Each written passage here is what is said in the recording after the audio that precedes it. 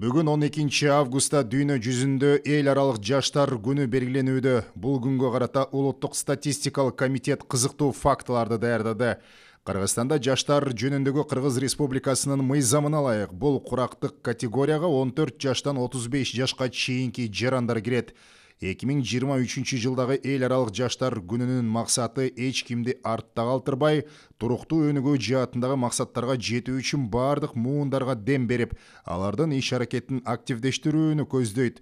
Бүгүнкү күндө дүйнөдө 15 жаштан 24 жашка чейинки курактагы 1 миллиард 200 миллион адам жашап, планетадагы калктын 16% түзөт. Кыргызстанда болсо 14-төн 35 жашка чейинки жарандардын саны быйыл 2 миллион 439 миң адамды же калктын жалпы санынын 35% түзгөн. Кыргызстанда 14-35 жаштагы жаштардын үлүшү калктын 3/1 көбүрөөгүн түзүп жаткандыктан, дүйнөлүк демографиялык мерчем менен алганда биздин мамлекетти өнүгүү жаатында келечеги бар өлкө деп эсептесе болот.